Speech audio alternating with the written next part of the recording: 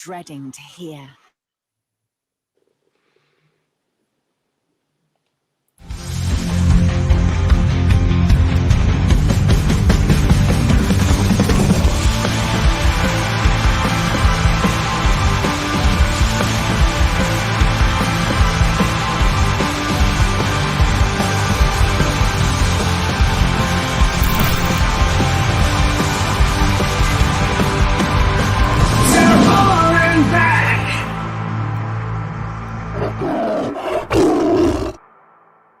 Here we are, live on Tiger Talk. I'm hoping that it's all working okay tonight. Have we got any technical problems? Are we all right?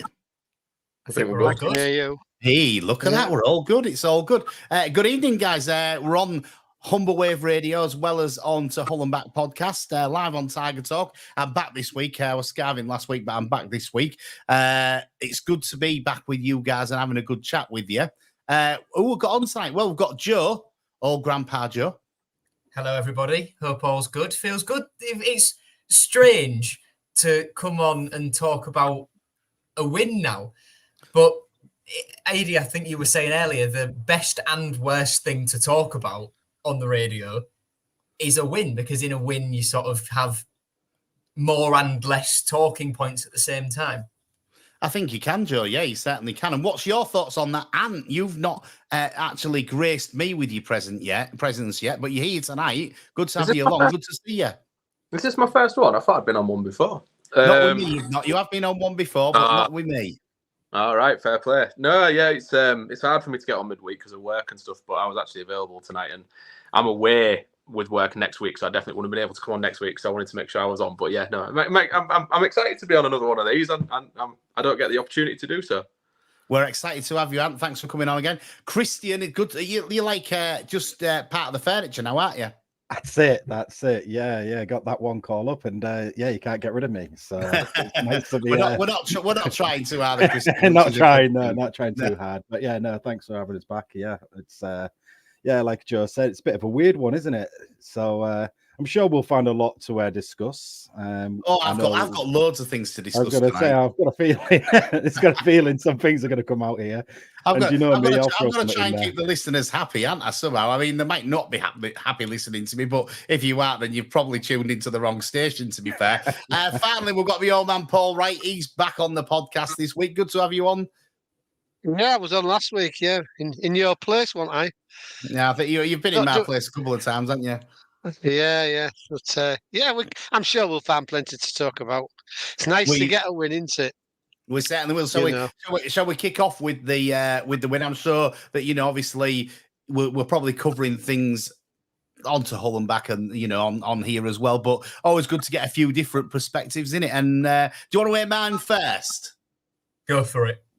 Go on.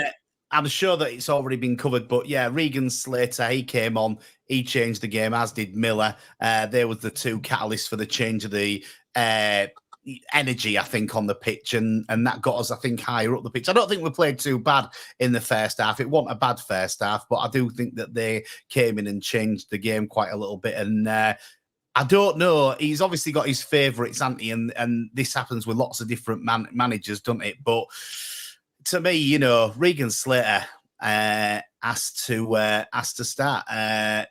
For me, I think he's just got more energy than Malam's got, and I would start him in his place. I know he's not gonna, but that's what I would do if it was me, because I just think that he's got the same energy in the first minute and in the 90th minute of a game as Regan Slater, and that his goal was great. It was good to see him get on the score sheet. And, I think sometimes we've maybe tampered with it a bit too much, and that's maybe one of the things that I'd say.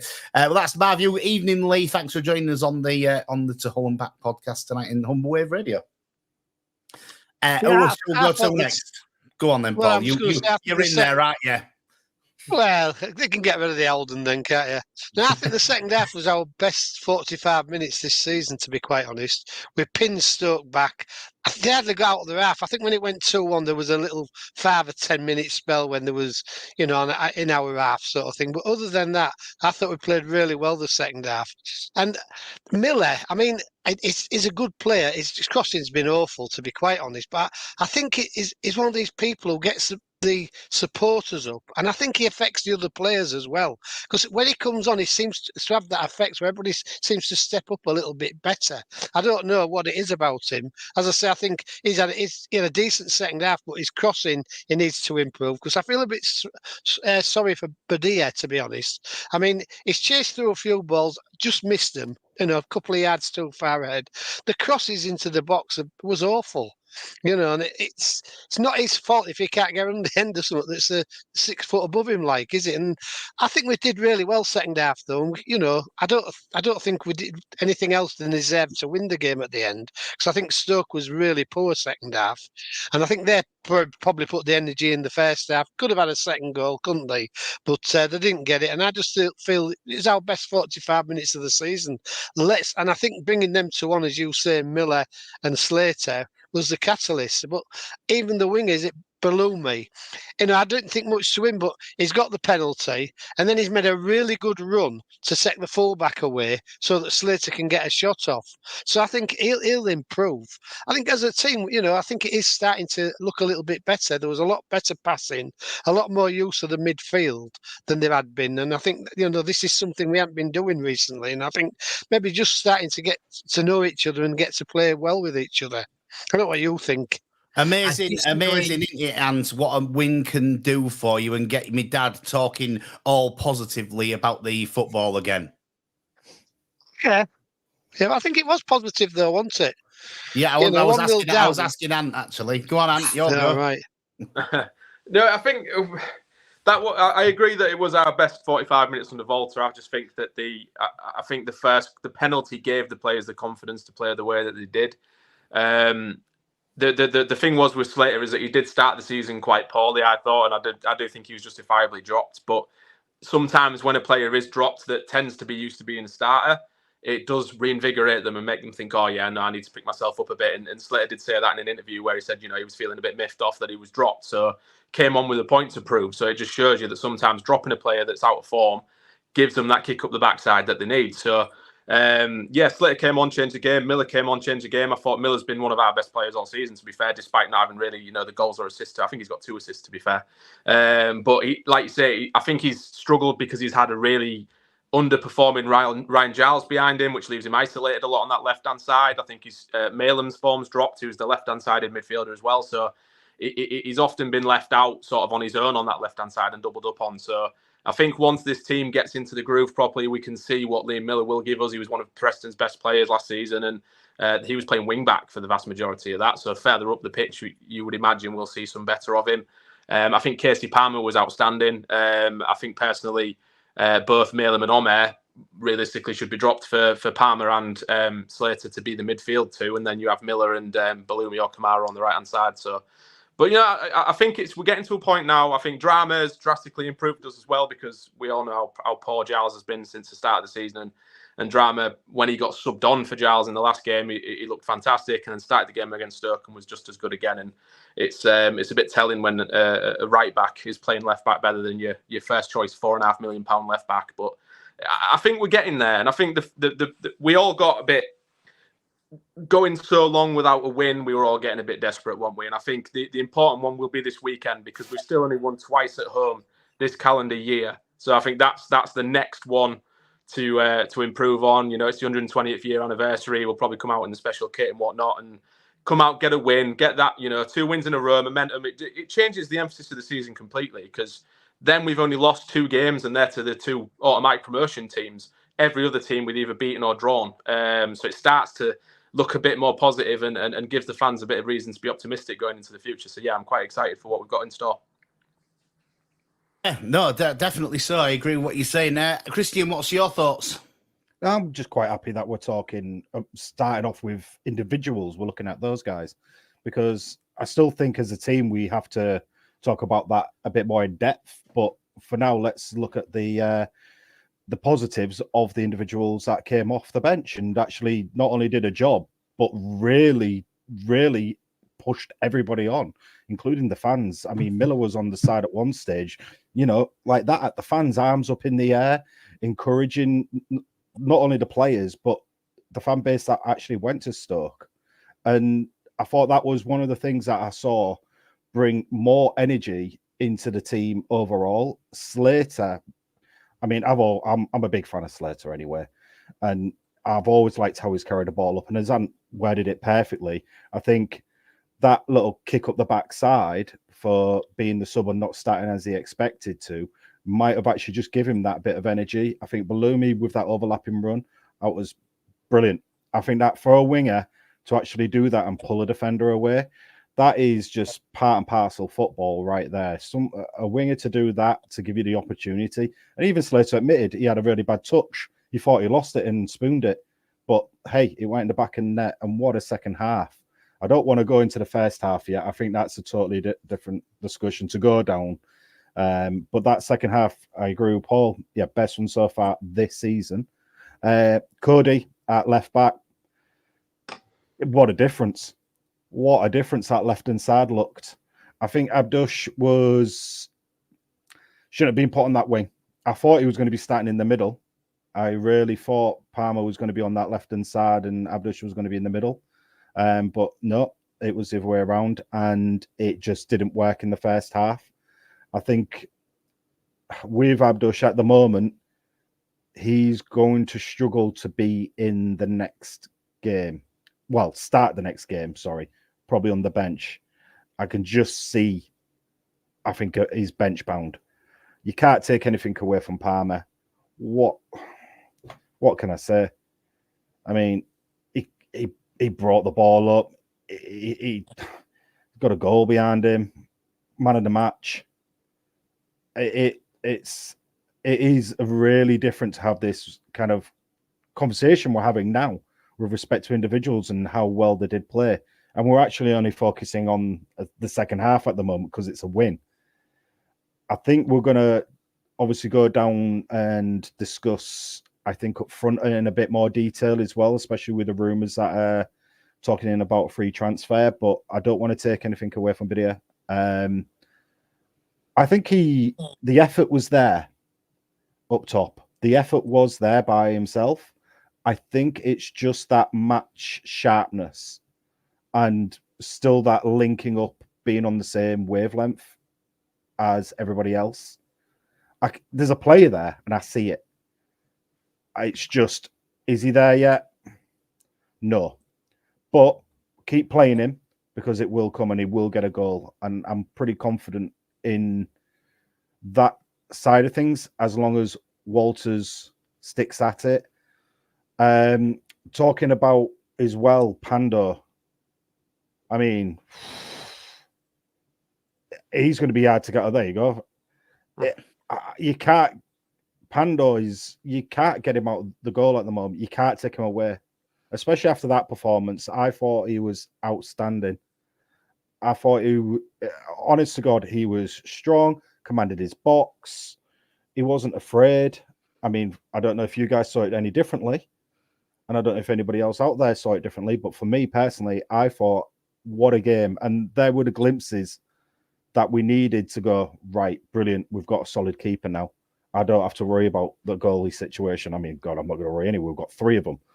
But not more than three. Well, more than three. I agree with you. Pando's doing really well as number one. Is it time then, Joe, for Abdush to have a bit of time on the sidelines? Do you take him out the team and leave him on the sidelines for a bit? It's a tough one, isn't it? I mean, we'll just look at some of the comments we're getting in live stream chat first. Daniel Rose says Abdush is not it, I'm afraid. Played a fair few games now, no goals or assists. I think Slater has to start. Ian Templeman says he thinks that Casey Palmer was the missing link with Liam Miller. They complete each other's play. N. Shep says he's not a fan of square pegs in round holes, but Cody Drama looked really good at left back. Lee thinks the mood within the fan base has now changed. Now we've won a game. Coxey suggests, is Ömer starting to fall into the Aliyah bracket? Because we all want him to do well, but he's not really offering much in games.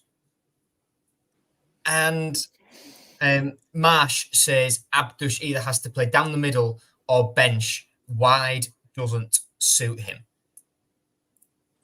Yeah, I can agree with him. I don't think he is on a wide man.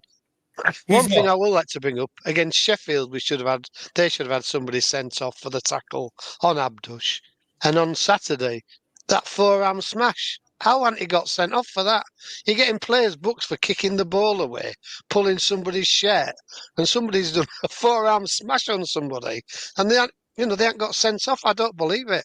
The referees have got to improve a little bit, with that sort of thing, because, you get away with that, and you can get away with anything virtually, can't you? I just think it was a terrible decision. So we could have been playing against 10 men, couldn't we? I don't really like 10 against 11, to be honest, because a lot of pressure on the team with 11. The 10 just sort of keep back and maybe one up front. So it does tend to spoil the game, but that was a definite red card. I can't believe he didn't get the red card. Totally agree. And Zambrano's one I actually want to focus on, actually. He got that forearm smash from Ben Gibson, who knew exactly what he was doing when he did that, and knew, because championship referees don't really care, he'd get away with it. And he did a second tackle on Malin, which didn't get booked for. It took until the penalty was awarded, and he got a booking for descent towards the linesman on that side. And that, that booking should never have been administered, because he should have either been sent off before or had at least 2 bookings before, which equal a red card. Regardless, I still think with regard Zambrano, we were very sort of open as we lost the ball in the first half. But despite that, I thought Zambrano had some really, really good little moments in terms of tough tackling, good stuff in tight areas. And I think we've got a real player on our hands here. And I just hope that this ban either stays off for a long time or doesn't come to fruition at all. Who else hasn't been mentioned? Palmer has, Miller has.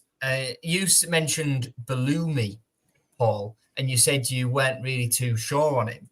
I disagree with you, because I thought in the first half we had the same problems of, all right, because I've not watched a game of ours with all these extra new players on TV before the Friday game. And I sort of got a sense of what some people who were watching the Sheffield United game on TV were saying, in terms of, you're really good at keeping the ball, and there's, little flashes here and there. Whereas against Sheffield United, we just thought, oh my God, this is utterly dire in every single way. But watching that first half on, with the view of the whole pitch, I got to see some of what people were talking about from the Sheffield United game in terms of how we keep the ball, how we recycle possession, let's say. And Balumi was the only one who was daring to sort of have a go from range. He had a volley which went just wide. He had another effort which didn't really trouble the keeper, but he looked bright.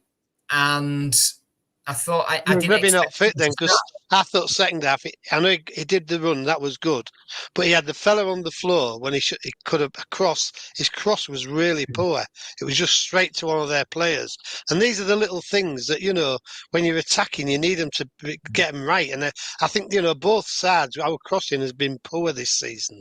And I thought it was poor against Stoke. Was and, crying this out, is the wasn't thing. Badia was crying out for that as I ball say, he to be made a put good into his run, feet. and also he got the penalty. I'm not saying he's a bad player, but I just think he could do a little bit better when he gets the chance to take a fullback on, beats him, and then does a sloppy pass. I think them sort of things he needs to be better at, because he's done it. He did it that tends at to come with home. confidence. That tends to come with confidence, because wingers like that are tricky wingers that like to invert and come in on their stronger foot.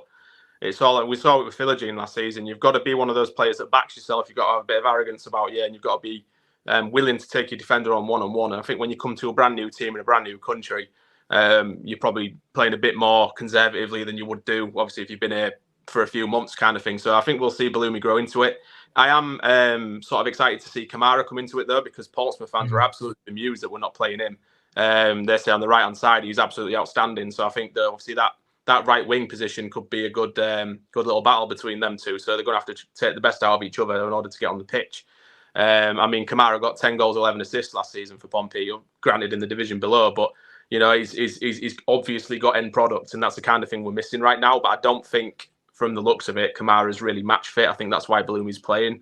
But no, I think our end product, our crossing, that's been an issue for God knows how long. That was an issue last season.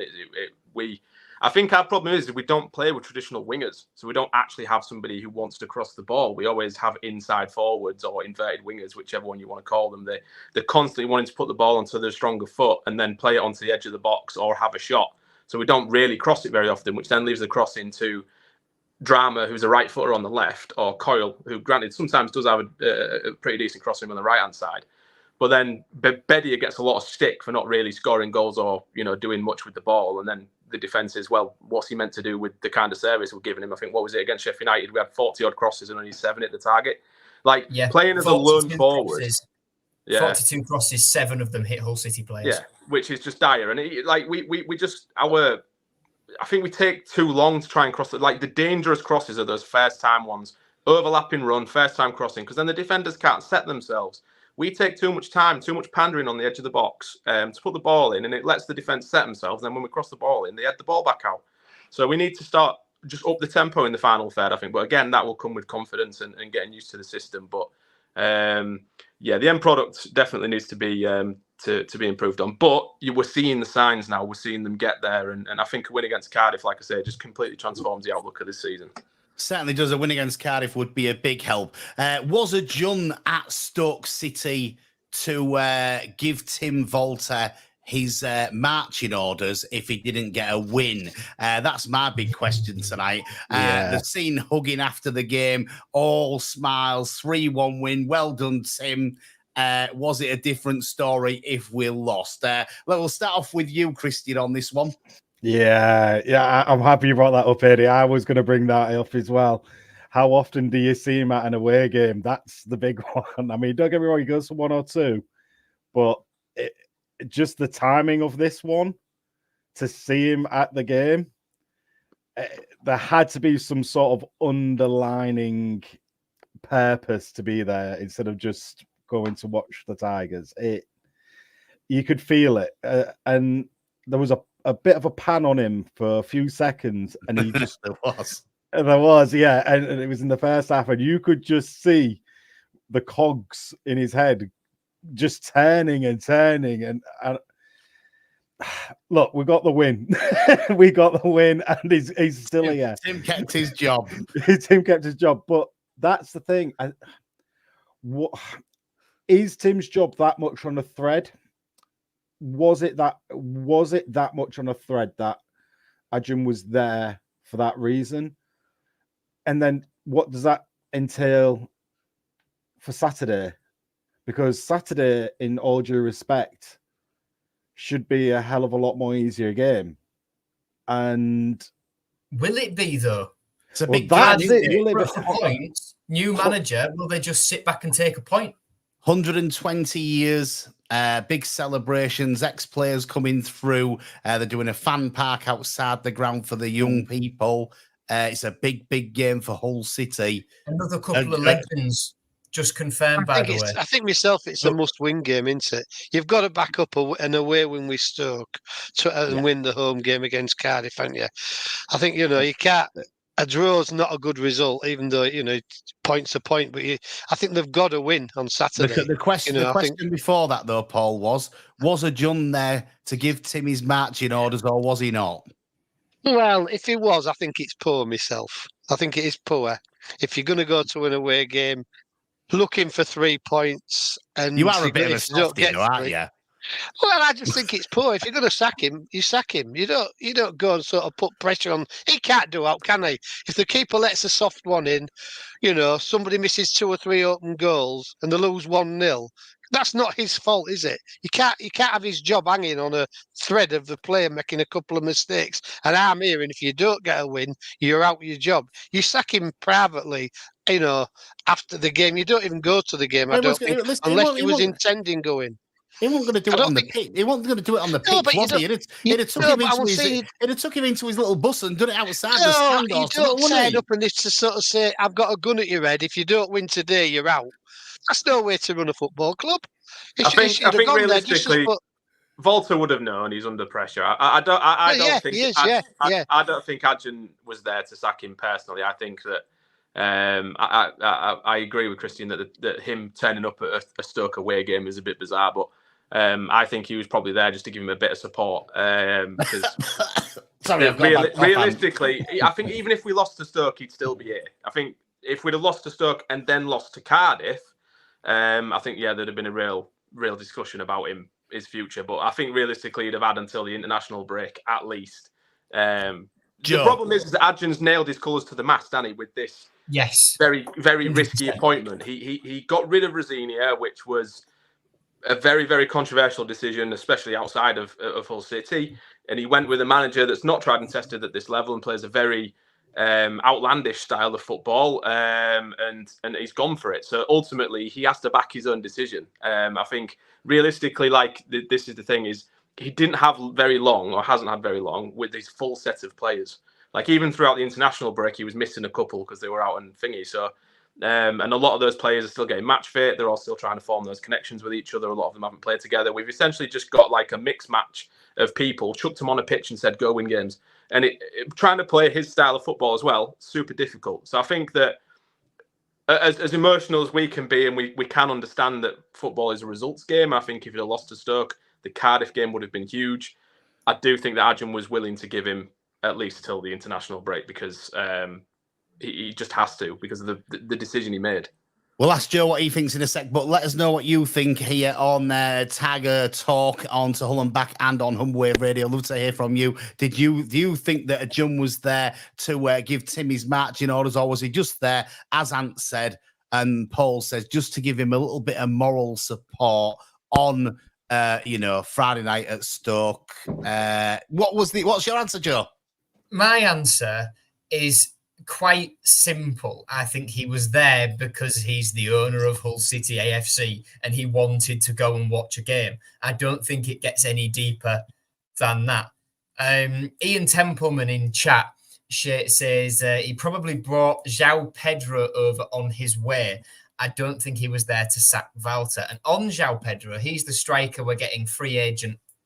And I'm going to use this opportunity to get my nice notes out. So, nice segue. Thank you, Ian. João Pedro is set to sign for us, free agent striker on a deal until the end of the season. At the moment, that's what the reports are saying. He's 32 years old, 6 foot tall striker, born in Ipatinga in Brazil, but he's an Italian international. He's an Italian citizen, qualifies through marriage. From his time at Palermo, he met what has turned out to be the love of his life, and in Italy, through marriage, he has got Italian citizenship. He started off at Atletico Mineiro, signed for them age 14, made his first team debut age 18 against Atletico Paranense, played 13 times for them before moving on to Palermo, where he only played 4 times, had a couple of loan spells in that to Vitória Guimarães in Portugal, where he played 6 times and failed to score in half a season. Then went to Peñarol the following season in Uruguay, 23 appearances, 7 goals and 7 assists there. Then back to Brazil to Santos, 10 appearances, failed to score or assist there, but all 10 of those appearances came in 2012. So after not playing for half a season, his contract was terminated. He then went to Estoril in Portugal again, played 44 times, 15 goal contributions, 10 of them goals. Then joined Cagliari, where he spent the next 8 years. In 271 appearances, scored 86 times, got 28 assists. One of those seasons was in Serie B, but he had a season high of 18 league goals in the 1920 season in Serie A. He did have a 6-month doping ban in 2018, which seems to be a thing with Hull City at the minute. I found that quite interesting, so I wrote that down. After leaving Cagliari, he joined Fenerbahce in the summer of 2022. Sky Italy reported the fee was about €6.5 million. In 28 appearances for Fenerbahce, he scored 5 times and got 1 assist. He had a loan from August 2023 to May 2024 with Grêmio back in Brazil, 45 appearances, 3 goals and an assist. Fenerbahce wanted to sell in this transfer window, but couldn't do so. So he was released from his contract a year early. 1 cap for Italy, 11 caps for Brazil at under 17 level. That's João Pedro. There you go. João Pedro is rumoured to be signing for Hull City. I'm going to ask you this question. I wanted to ask this question on the podcast and on the Humber Wave Radio tonight. Is it better the devil you know, or is it João Pedro? That's my question. And the devil you know is obviously the one that we've just seen signed for Sunderland in Aaron Connolly. Would you have gone Connolly, or are you gambling on Pedro? Let's start with you, Christian. Honestly, neither. No, seriously. Pedro is a Billy Sharp to me. He is. Okay. He is a Billy Sharp to me. His knees are gone. His knees are gone. He's got... don't get me wrong. He's got experience. He's definitely got the experience. He's been there. He scores those 1 or 2 good goals.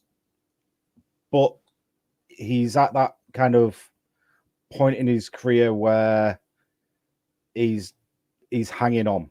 From what I've watched and read and listened and researched myself, it is a downward decline. And with respect to Aaron Connolly, I loved Aaron when he came to Hull originally. I thought he was going to be it. Honest to God, hands down. He had pace, his touch, when that ball got played through or even over the top, and he could bring that ball down and he could beat a defender. Excellent.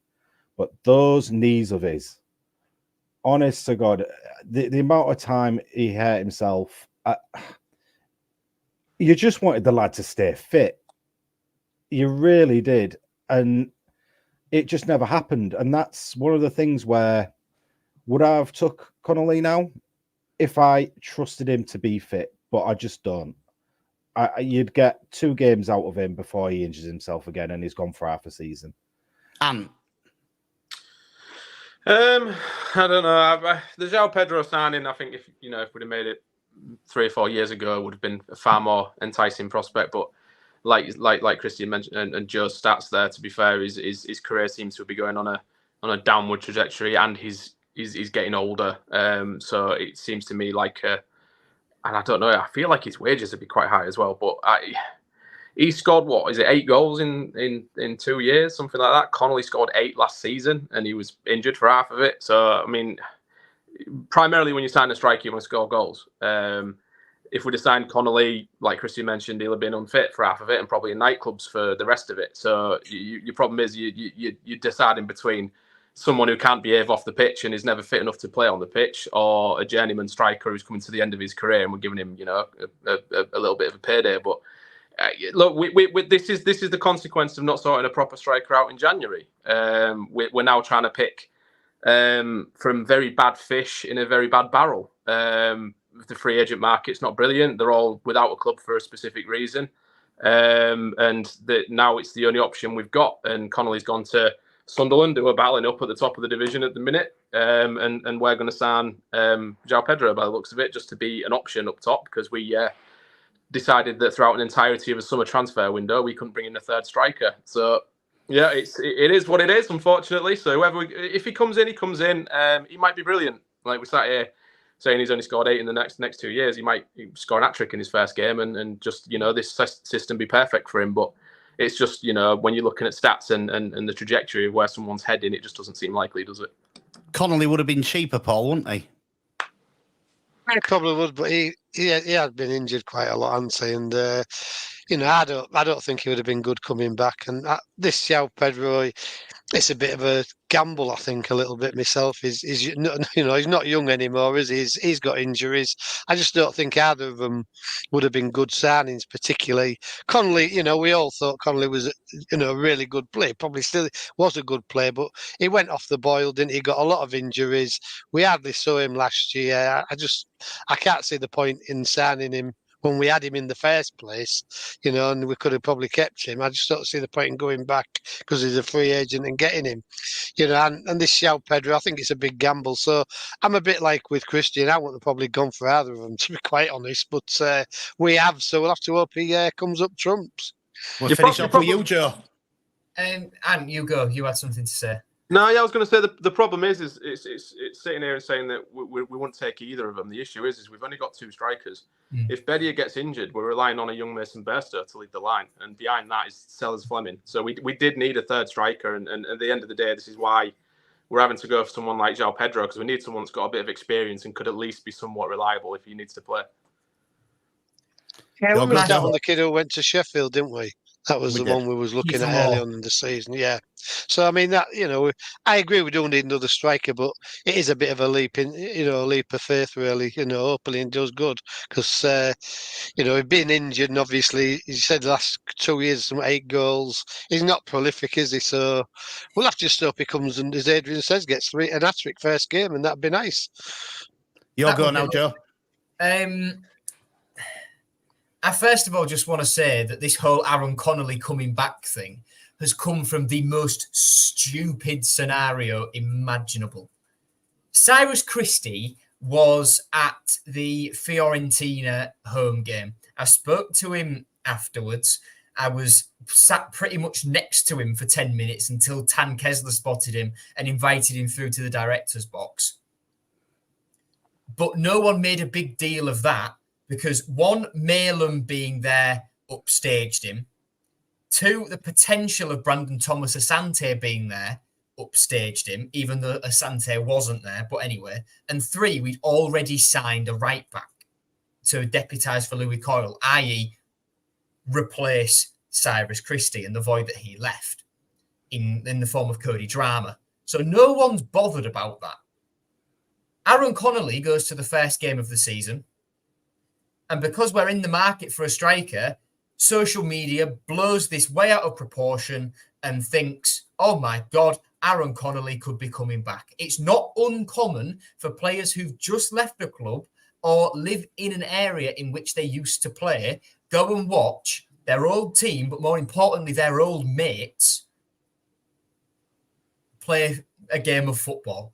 The fact that we were in the market for a striker and Aaron Connolly being there has whipped up this social media frenzy of, would Aaron Connolly come back? Would we take Aaron Connolly back? It's a stupid situation.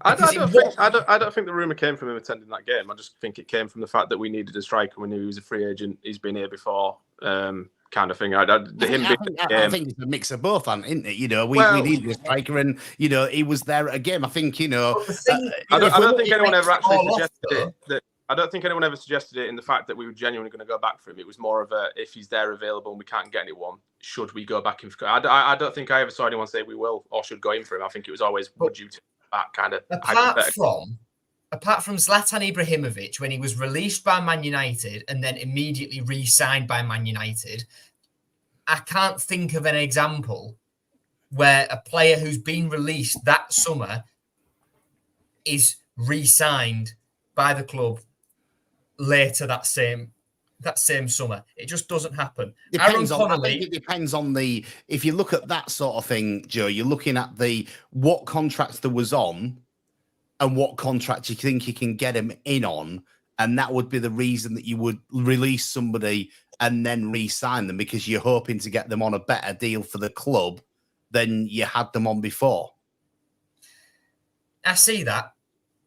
But there's a second reason why I think this hypothetical is stupid, because Aaron Connolly was so clearly a Liam Rosenior signing. In the January he came on loan, it was because Liam Rosenior worked with him at Brighton.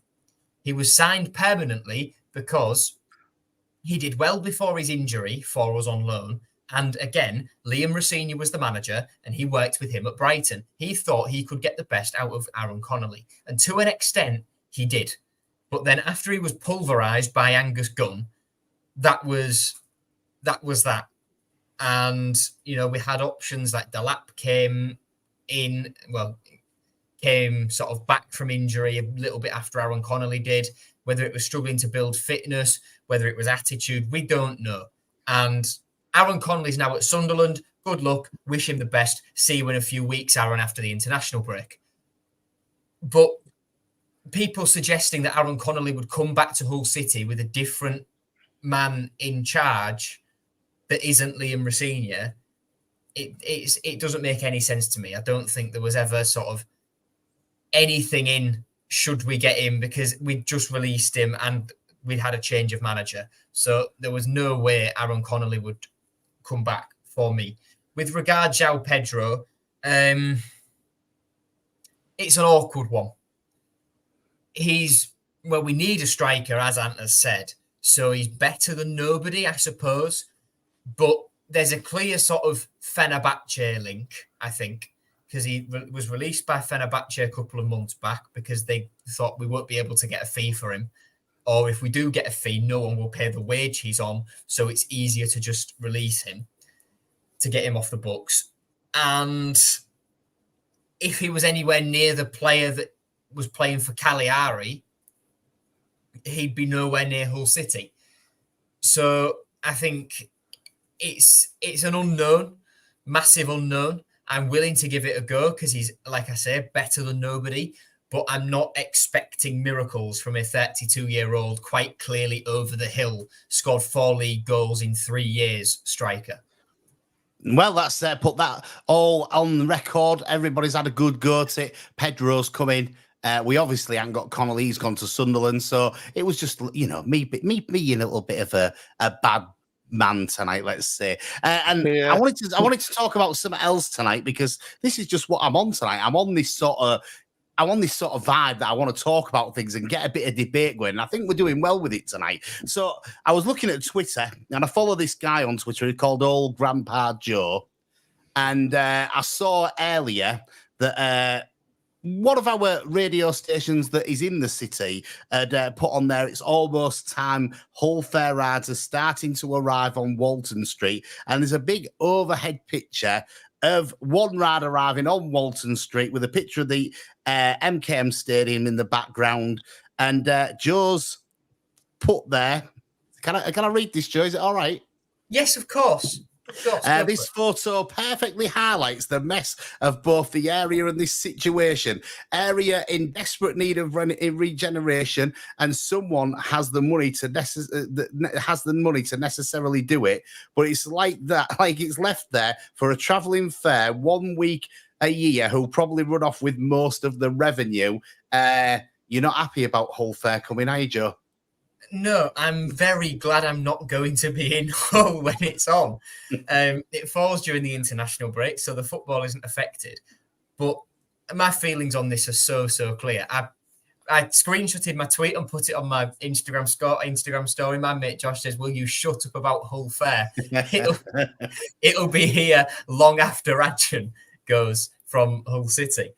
But that picture, there's so many different problems with it. We've got this state-of-the-art stadium.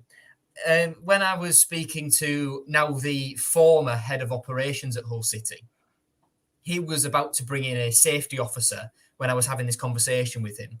And he said, and this safety officer had worked in Qatar for the World Cup. And he said, when he came for a look around the stadium, he basically said, "Oh, wow. They've basically taken your blueprint and gone whoop, and made it bigger." The little Mario Kart sound effect put in there. So it's a state-of-the-art stadium. But it overlooks an AstroTurf pitches that has been shut since COVID and is rotting. Can I ask you? I mean, you'll probably know this, and I saw your comments about the derelict and rotting AstroTurf on there. Is it the club that own the AstroTurf? I'm going to disappoint you here, Adi. I honestly do not know. I can try and find out, but I don't know. When we used to play at Tigers Trust, sorry to interrupt you, Joe. At Tigers Trust, you could book the AstroTurf pitch through there. You could. I played football on there as a kid. Yeah, I've played there before.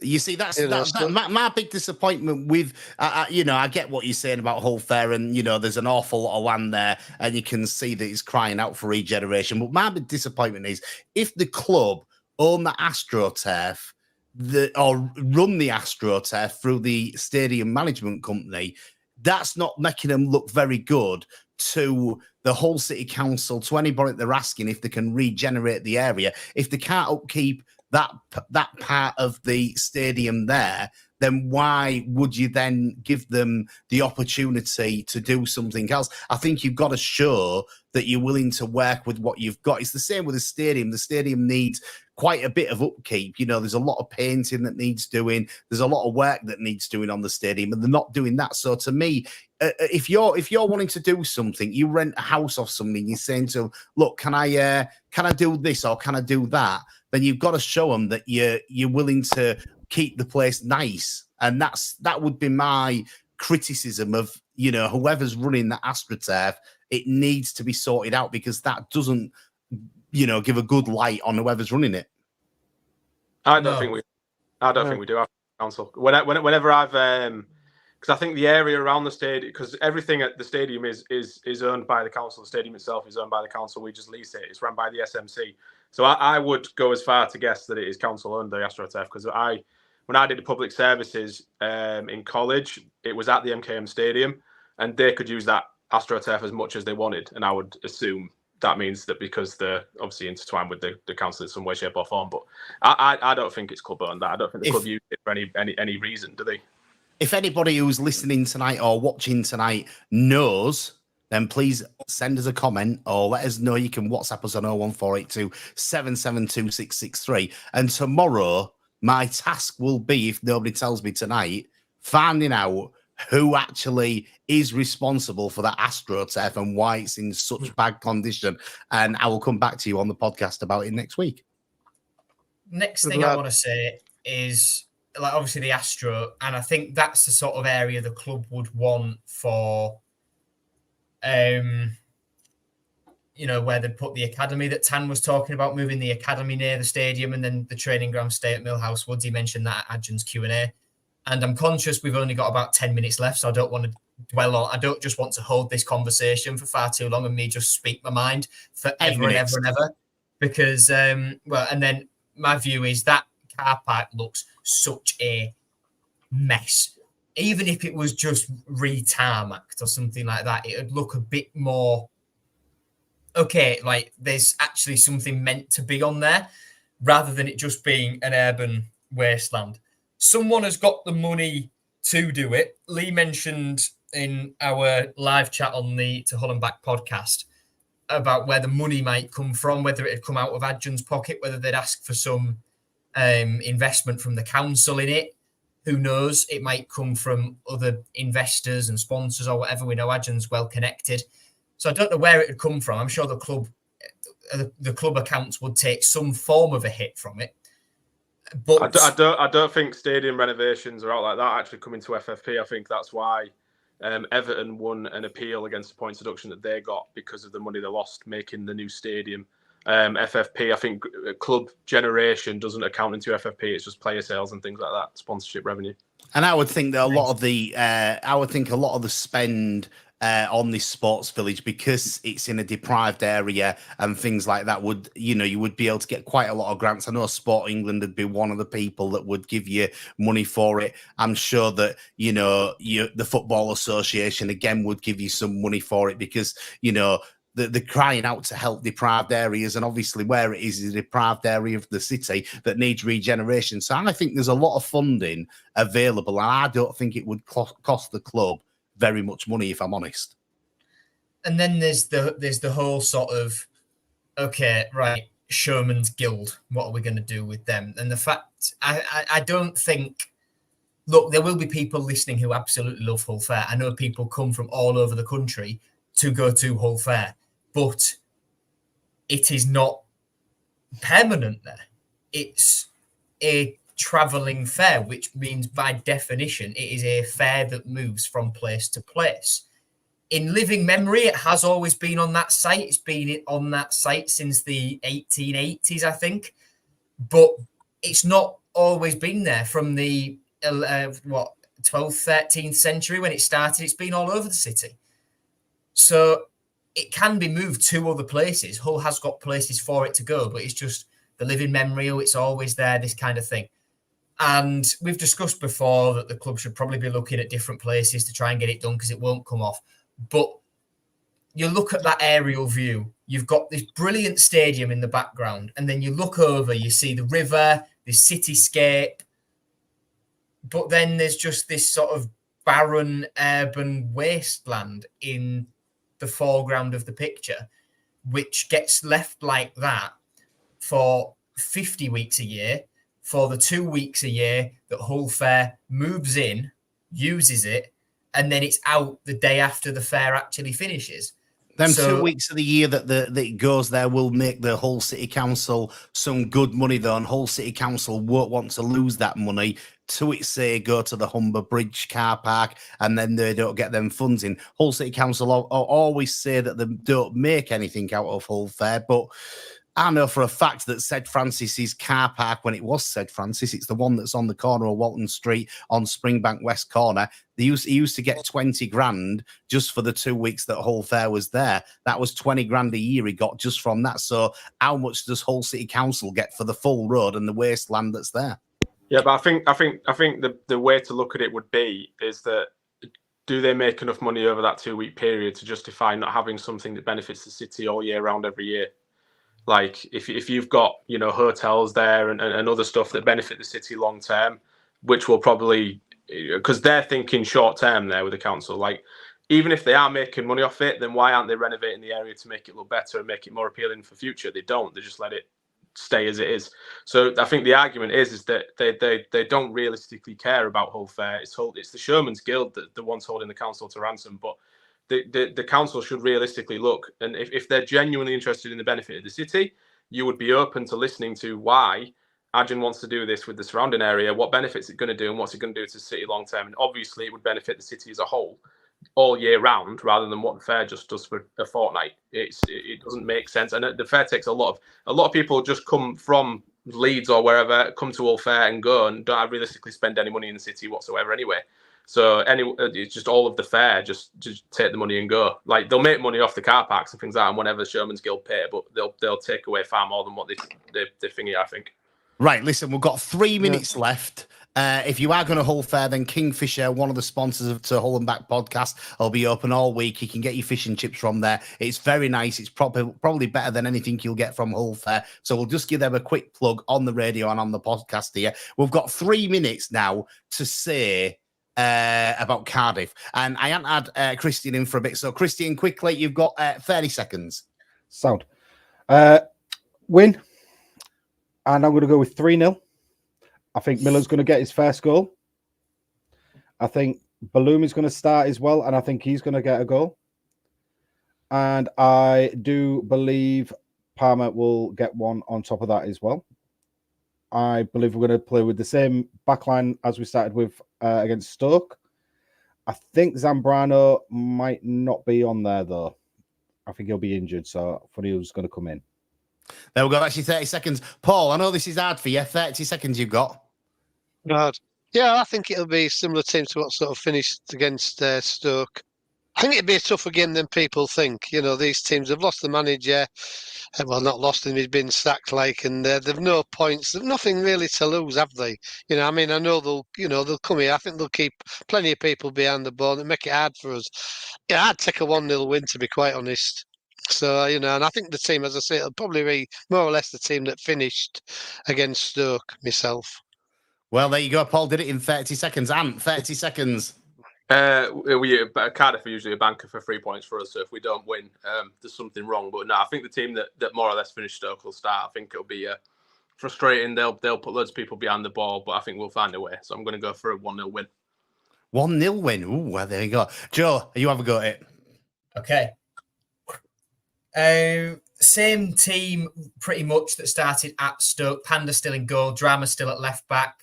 Slater comes in, Miller comes in, Abdus drops out, and Malem drops out. Score is 2-0 win for Hull City. Goals from Chris Badia, Liam Miller. I'll just say quickly, Legends Parade, Ken Wagstaff, Frank Banks. They've just confirmed Peter Taylor, Justin Whittle, and Steve Wilson as well. Brian Horton there too. Yeah, some good legends coming back for that game, and I'm looking forward to it. I'm hoping that we can get a win against Cardiff. I think, obviously, it's a bit dodgy because they've just sacked the manager, and with what Joe says, to be quite honest with you, and what Shep says there, you have to have Miller starting. I think you have to have Slater starting as well, and I would definitely put Malem on the bench as well. And that would be. Yeah, you'd have to do that. It's been a great podcast tonight. We can continue on the podcast, but the radio is running out of time rapidly. So we'll continue on here. But thanks for joining us on Humber Wave Radio on Tigers Talk this week in association with the Hull and Back podcast. It's been great to have you. Thanks, Joe. Thanks, Ant. Thanks, Paul. And thanks, Christian. We'll be back next week at 7 o'clock till 8 o'clock on Humber Wave Radio. Have a great time, whatever you're doing. Let's hope for a Tigers win. Up the Tigers. I think we're just about done on the To Hull and Back podcast tonight as well. Any final thoughts that you didn't manage to get in the little 30-second slot on Humber Wave? We'll start with you, Paul. Thanks. No, not really. I just think it'd be a tougher game, because I know we have got a particular reasonably good record at the moment against Cardiff, but they have nothing to lose. This is the thing, they're used to losing, and we don't score a lot of goals. I know we did on Saturday, but it's not a regular occurrence. So I just think it'll be a real sort of, they'll put a lot behind the ball, try and catch us on the break, which other teams have done. And, we're just going to have to be tight and, hopefully the defence is I think they're getting to know each other a little bit better. I think drama at left back is a must. Ryan Giles just isn't doing it for me. I don't think he did a lot last season personally, but he isn't doing it this season for me. And I think Drama looks interested. He's a good player. He's got a lot of pace. So I think he's got to stay. The midfield, if Zambrano don't play out, I don't know, would Simmons come in again? He hasn't really let us down. I know a couple of years ago when Seri went, I don't know if he was injured or was on one of these, international breaks, and he come in. And he did quite well, I thought. And, I don't think he's done badly this year. So, and the front three, you've got to play Badir, haven't you? Miller's got to start. It's a must. Balumi or the other kid, I don't know. Balumi probably will start. And just hopefully we can break him down and get a goal. I'd like an early goal, personally, to relax things a little bit. But whether we'll get one, I don't know. But hopefully a win. That's the main thing. I'd like us to score first. Is that something that I'd like us to do? Because we haven't done that often enough, have we, scored first? It'd be nice to score first and get the MKM rocking a little bit, because I would think it'll be a big crowd on Saturday. Tickets are cheap on Saturday, so you can get in for 15 quid as an adult. You should be quite a good crowd there, and an early goal would certainly get the crowd up for it, wouldn't it? Yeah. Definitely. What about bringing Ken Wagstaff back if he's there? He is Waggy's going, gonna be there, yeah. Waggy's going to be there. Get Waggy there. I think Stick he's him been up our front. best. You what? Stick him up front. Yeah. Yeah. We've took a bit of a thingy with this João Pedro, so what's wrong with Ken Wagstaff? Interestingly, Waggy's old strike partner, Chris Chilton, God rest his soul, I don't think ever scored for us against Cardiff. Fun fact for you there, courtesy of Matt Tigerbase, I saw on Twitter earlier. Christian, anything else to add? Zambrano, is he? Do you think he's going to be on? He's fit. He's fit, definitely fit, 100%. Because I've just got this gut feeling Alzate might sneak an appearance in, Off the bench. Mate, it was on the bench, wasn't he, last game? So you could be right, Christian. And one thing we didn't mention on the radio that we should have given a little big up to was Alfred Jones, championship player of the week, centre back. I mean, hey, the stats are there. The stats are there. If you look at passes, tackles. I thought he played better, to be honest. Against Stoke, he came out a little bit more with the ball. He slotted into the midfield a couple of times and played that role that Volta wants him to play. I think he played better passes. If I'm honest with you, AD, I think passes, I think his passing range completely changed. I think he involved more of his midfield via his passing range, and his movement was just, compared to the previous week against Sheffield United, it was I couldn't recognise him. Yeah. And I know Jones is usually a kind of a solid bet, but it was two different players for me watching him against Stoke. It just that everything comes after the international break and a bit of time to work with different players, and maybe that's helped him come through, and be better, sort of fitting in at that. I don't know. That could be it for me. But I mean, Jones last season didn't let us down at all, did he? Really? So I think it's He was just a bit of a slow starter though, once he early on in the season. Yeah. You think that's maybe a thing he does? same again. Yes, slow starter again. Yeah, it could be. It's funny, isn't it? Because he on the was ball. poor. I remember you saying a few games, Adrian, we should drop Jones. He's playing poorly, and then he started to get better and better and better. I thought we was lucky to keep him. To be fair, in the August transfer window, I thought somebody might come in for him because I think he is a good player. Yeah. But he's just maybe a bit of a slow starter. Maybe needs 6 games to get into the swing of things. It confuses me that Jones isn't the defender that Volta encourages to go up the pitch like McLaughlin does, because I think Jones, being like we all forget, he's naturally a midfielder. We brought him in as a 6, and he came through at Southampton as a number 6, and we just kind of made him that wide right-hand side centre back when we dropped to a 3 at the back, or if we had too many injuries, he sort of filled in there in League One for a little bit as well. And then he just kind of stayed there. But I think he's just naturally really good on the ball. He's a midfielder. So it makes it's bizarre when I see that he would rather McLaughlin go up the pitch and do these marauding runs than Jonesy. And I think Jonesy's better. Listen, I don't think that's the case. And I think he wants both of them to do it at different times. But I think McLaughlin's done it in a way that's better than what he's took on the what Walter wants him to do better than what Jones has. And Jones on Friday night, that was the first time really that you've seen him go into the role that Walter wants him to play.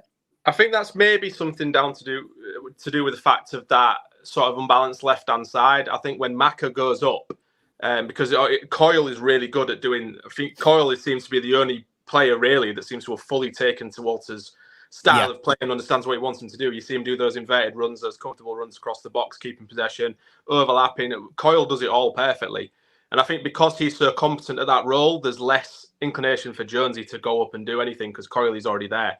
Whereas the left-hand side, because Giles has been so poor, McLaughlin sort of filled in that role of being the overlapping player to Miller, which is crazy that our centre-back has to be the one overlapping when you've got Ryan Giles as left-back. But I just think that maybe that natural imbalance on the left-hand side encourages Maka to take the space more than Jonesy does. And Jonesy, using his head and reading the game, goes, well, I don't really need to go up there. I'll just fill in the space and make sure we don't get countered. Because if both of them went up, we would be in real trouble if we lost the ball, which we tend to do quite often. So maybe when we're a bit more competent in possession, we'll see Jonesy going up a bit more. I don't want to drag this on for ages, but I just want to say about, Drama's coming in the place of Giles. Does that give Giles the kick up the backside that he most definitely needs to try and get him playing better for Hull City, or is his mind still elsewhere? I think it's elsewhere still, personally. But that's me. That's my opinion. I mean, you guys might have some. I mean, everybody that's watching now will probably still say, "Nah, you're wrong. You're wrong." But I agree with Christine. To be honest, I think Drama's a better player. To be quite honest, Drama's by far. Yeah, you're right, Paul. By far. I mean, Giles. I know he was at Luton. He's supposed to be the best left back, wasn't he? But in the division at the time. But I think at the moment, out the two for left back. In fact, I think Coyle would be the better left back as well than Giles at the moment. To be honest, but Drama's playing really well. Plays well with Miller. I can't see Giles getting back in. To be honest, I think in January he'll be gone. I'd be surprised if he's still here. I think we need to do that. On that bombshell, we'll. I think shall we end it there? Yeah, let's we can end it there. Yeah, no, I mean, if you're all happy, I mean, we've had a good night. I've really enjoyed it. I think it was good debate tonight. I think we've had some really good talking points, and it's good that we all don't agree with each other all the time, because that's what these things are about. It's about debate and all of us having our own opinions, which I love. We've got 131 live viewers at the moment. That has again spiked after we finished on Humber Wave Radio about 10 minutes ago. So whatever platform you're watching on, be it YouTube, Twitter /X, it's called Twitter, and Facebook. So if you can drop us a follow or subscribe, depending on what platform you are on. Drop us a like as well, or a share, or whatever you can do, depending on what platform you are listening to us on tonight. Adi, Paul, Christian, thank you. And you're the fellow to Hull and Back furniture member here alongside me, your first one. Thank you. And yeah, we will see you all on Sunday for our main episode, and then we will be back on Humber Wave Radio next week. So thank you for watching, listening. Up the Tigers, and goodbye.